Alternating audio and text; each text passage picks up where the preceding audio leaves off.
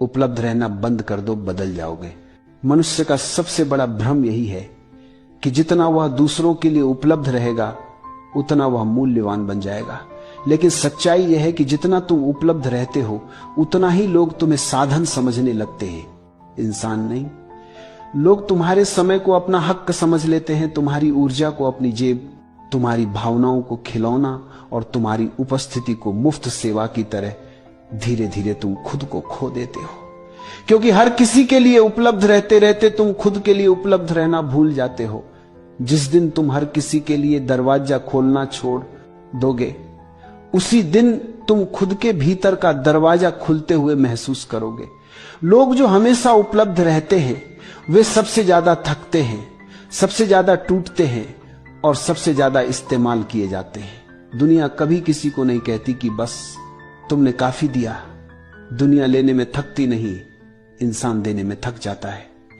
क्योंकि दुनिया वही चीज गंभीरता से लेती है जो दुर्लभ हो, जो हर समय उपलब्ध हो। वो धीरे धीरे लोगों की प्राथमिकता से भी हट जाता है। तुम सोचते हो कि उपलब्ध रहकर लोग तुम्हें पसंद करेंगे, लेकिन सच उल्टा है। बहुत ज्यादा उपलब्ध रहो, लोग तुम्हें हल्का समझने लगते हैं। जितनी आसानी से तुम मिल जाते हो उतनी ही आसानी से लोग तुम्हें भुला देते हैं। उपलब्ध रहने का नशा बड़ा खतरनाक है। स्वीकृति का नशा, जरूरी महसूस होने का नशा, दूसरों को खुश करने का नशा, यह नशा आत्मा को जला देता है। तुम सबके लिए खड़े रहते हो, लेकिन जब तुम्हें सहारे की जरूरत होती है तुम्हारे आसपास कोई नहीं दिखता।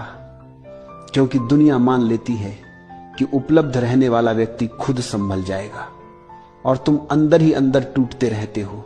क्योंकि तुमने कभी ना कहना सीखा ही नहीं। ना कमजोरी नहीं है, ना सीमा है, ना दीवार है जो तुम्हारी ऊर्जा की रक्षा करती है, ना वह शुद्ध शक्ति है जिससे तुम खुद को वापस पाते हो। जो व्यक्ति ना नहीं कह पाता वह दुनिया का भार उठाते उठाते खुद को भूल जाता है। जब तुम लोगों के लिए कम उपलब्ध होते हो तुम अपने लिए ज्यादा होते हो। तुम उन लोगों को पहचानने लगते हो जो तुम्हें सिर्फ इस्तेमाल करते थे, और उन लोगों को भी जो सच में तुम्हें समझते हैं। तुम धीरे धीरे महसूस करते हो कि तुम्हारा समय कितना मूल्यवान था, तुम्हारी ऊर्जा कितनी पवित्र थी, और तुम कितने साल उन लोगों पर बर्बाद करते रहे जिन्हें तुम्हारी कदर ही नहीं थी।